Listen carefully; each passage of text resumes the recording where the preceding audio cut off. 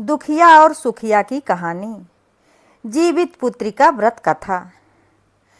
जय श्री कृष्णा दोस्तों, मैं सुमन द्विवेदी भक्ति विधि सुमन चैनल में आप सभी का स्वागत है। दोस्तों, आज की वीडियो में हम सुनेंगे जीवित पुत्री का व्रत की पौराणिक कथा। दो बहनें थी, एक का नाम था सुखिया तो दूसरी का नाम था दुखिया। दोनों का भाग उनके नाम जैसा ही था। दुखिया गरीब थी और बहुत दुखी रहती थी, जबकि सुखिया अमीर थी और हमेशा सुखी रहती थी। दोनों एक ही गांव में रहती थी। दुखिया सुखिया के घर में काम करती थी और खाना भी बनाती थी, और जो खाना बच जाता था वह खाना सुखिया दुखिया को दे देती थी। इसी तरह से दुखिया का घर चलता था। समय बीतता गया।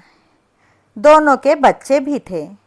सुखिया के 2 पुत्र थे और दुखिया को भी 2 पुत्र थे।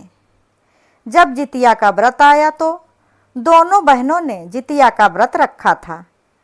दुखिया सुखिया के घर में काम करती थी। व्रत के दिन दुखिया ने सुखिया के घर में जो चावल फटका, उससे जो खुरदी निकला वो अपने लिए रख ली और साफ चावल सुखिया को दे दिया। फिर साग को भी चुन लिया और जो बढ़िया वाला साग था सुखिया के लिए रख दिया, और जो डंठल था वो अपने लिए रख लिया।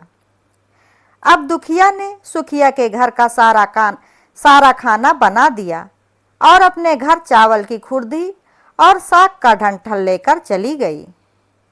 खुरदी का चावल और साग का डंठल बनाकर वही खाना अपने बच्चों को खिलाई और खुद भी खाई। उसके बाद दुखिया सोने चली गई।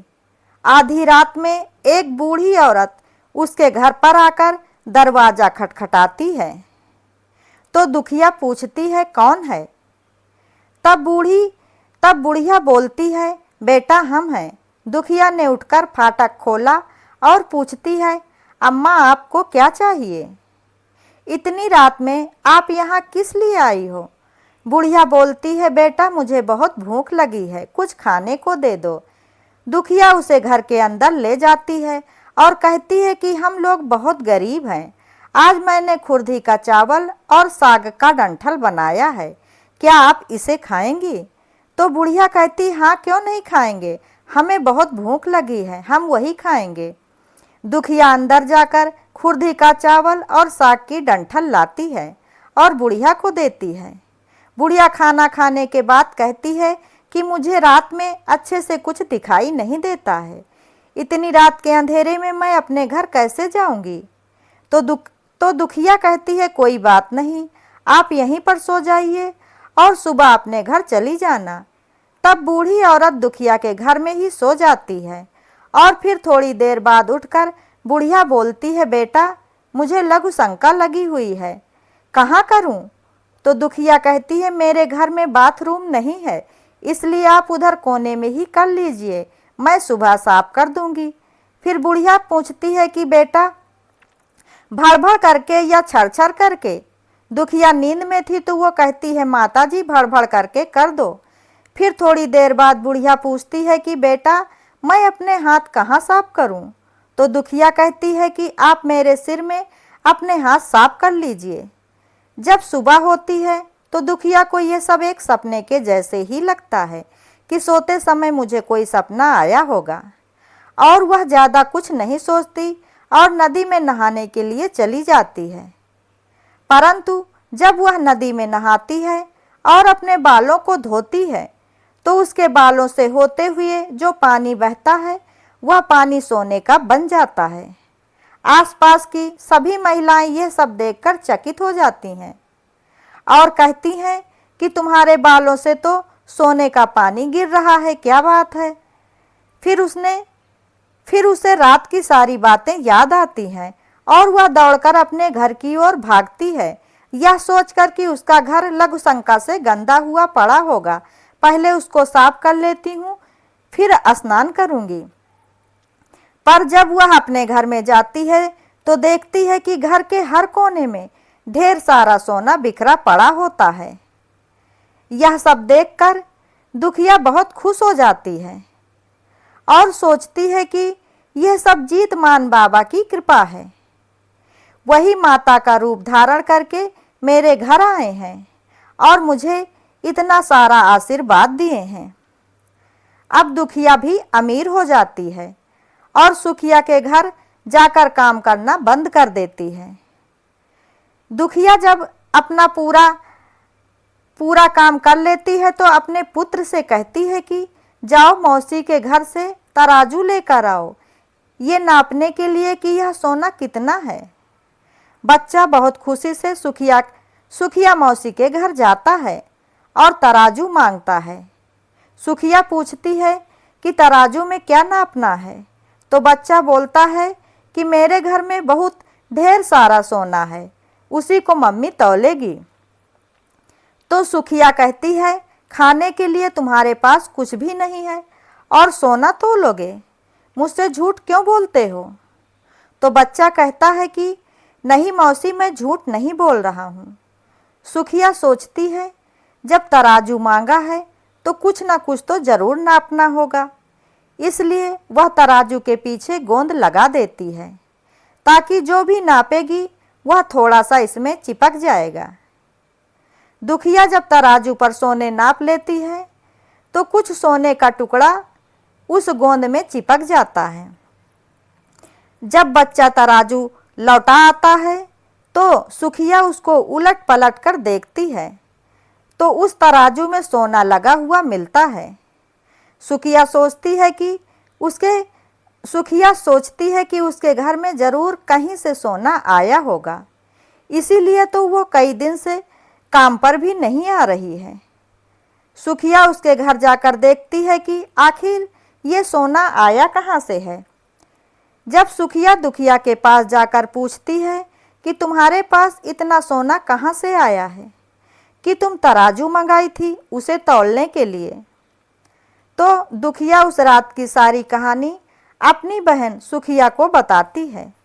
दुखिया का मन एकदम सच्चा तथा निश्चल था, इसलिए वो सब कुछ सच सच उसे बता देती।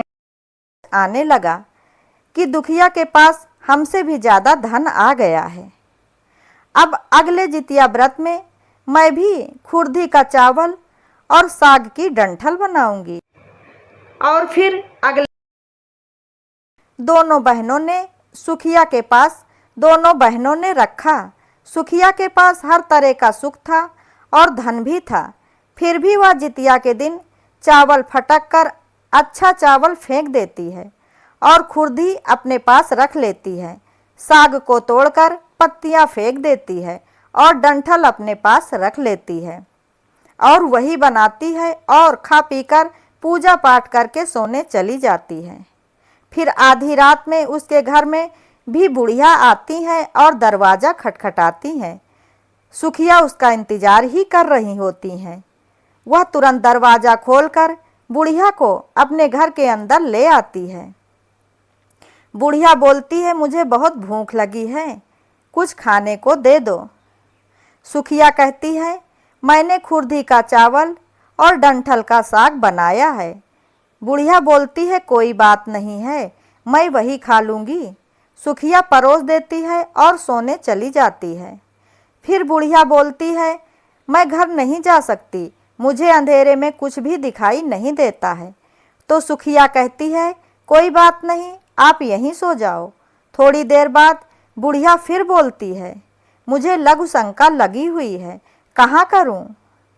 तो सुखिया कहती है वहीं कोने में कर लीजिए। फिर थोड़ी देर बाद बुढ़िया पूछती है कि भड़भड़ करके या छरछर करके। इस समय सुखिया को याद नहीं आता कि दुखिया ने क्या बोला था, तो सुखिया बोली छरछर करके कर लीजिए। फिर बुढ़िया पूछती है कि बेटा मैं अपने हाथ कहाँ साफ करूं? सुखिया कहती है मेरे सिर में साफ कर लीजिए। बुढ़िया अपना हाथ सुखिया के सिर में साफ कर लेती है। जब सुखिया सुबह उठती है तो उसका पूरा घर गंदगी से भरा पड़ा होता है और उसके बाल में होती है। यह सब देखकर सुखिया बहुत दुखी होती है और उसे बहुत गुस्सा भी आता है। वह अपनी बहन दुखिया को बुलाती है और उससे गुस्से में कहती है कि तुमने हमसे झूठ बोला था और मेरा पूरा घर भी गंदा करवा दिया। तो दुखिया पूछती है कि तुमने क्या कहा था, फड़फड़ या छरछर? तो सुखिया कहती है मैं तो छरछर बोली थी। तो दुखिया कहती है यहीं पर तो तुमने गलती कर दी, और तुम्हारे पास तो सब कुछ था, किसी चीज़ की कोई कमी नहीं थी, फिर भी तुमने लालच किया। मेरे पास तो कुछ भी नहीं था, तुम्हारे पास तो सब कुछ था।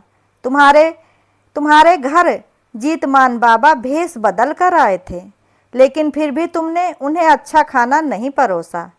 मेरे पास तो कुछ भी नहीं था, इसलिए मैंने उन्हें मजबूरी में खुर्दी का चावल और डंठल का साग परोसा था। तुमने अपने घर आए भगवान का अपमान किया। सब कुछ रहते हुए भी तुमने साग और भात ही खिलाया, जबकि तुम चाहती तो उन्हें 56 भोग भी खिला सकती थी।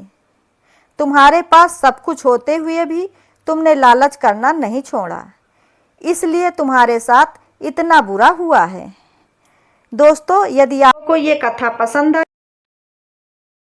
तो कमेंट जरूर करें और ऐसी ही जानकारियों एवं कथा कहानियों के लिए चैनल को सब्सक्राइब करें। धन्यवाद।